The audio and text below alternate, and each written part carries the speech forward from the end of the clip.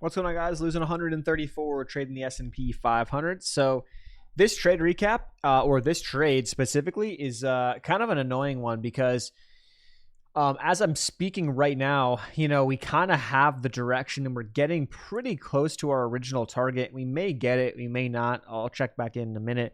But, it's like when you have the direction, but then you get stopped by a little upper wick like that, it kind of sucks because this trade kind of comes off the back of, it's like the end of the day power hour right now, pretty much, or it is now power hour. And prior to this, I had two trades that were essentially the same trade on the NASDAQ. And then so I see the setup occur clean on the S&P. And I then at that point, taking this trade, not wait, it was like momentum was then slapped in my face. I see we had this slow bleed, right? And this is kind of a tough, and then we get the drop and we go boom. And then I see this consolidation, and that tends to be off of high volume. That tends to be really good bets.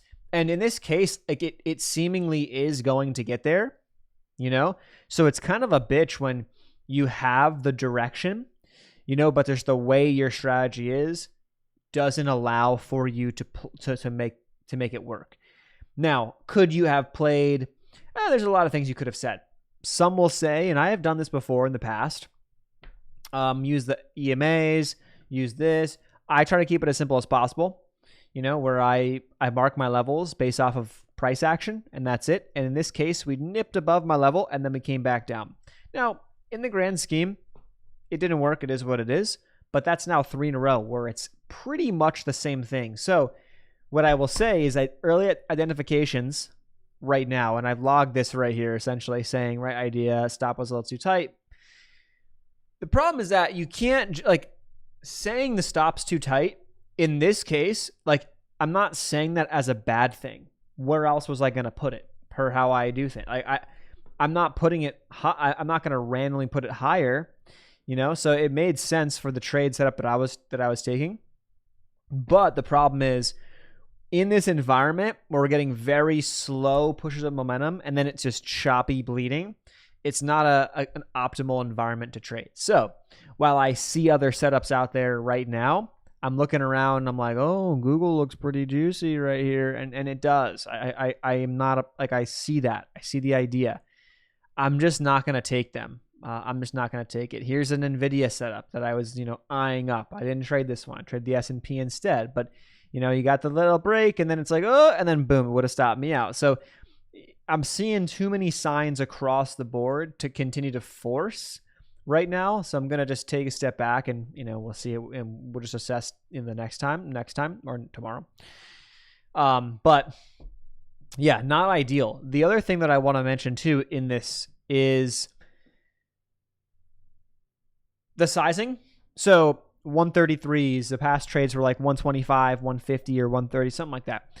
The way that I've been sizing these trades, I think is pretty good because this is on a $25,000 account. When I win on this account, it's well over $200 usually. Depends upon the trade. So 3 trades loses me about $400. However, 2 trades could make back $400 to $500, maybe more dollars. On 3 trades loses me $400. 2 trades could make it back. Just how you manage risk. Now, you talk like that. You don't want to get caught up in just saying, okay, well, if that's my stats, then I'm going to keep slapping shit. Well, no, because as I just said, there's a balance. Yes, would it make sense? Oh, yes, you want to keep firing. You want to keep taking your shots. But at the same time, and I know people don't like the fucking background thing, so I'm just going to leave the chart right on the middle of that.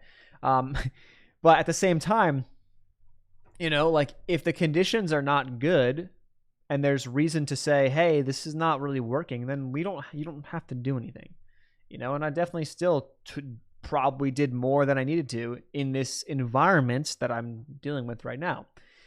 So we'll see. Overall, though, charts don't look great. So as I take a step back, this is going to come out probably tomorrow. We'll see what happens, but I don't like the looks of that. Here's the NASDAQ.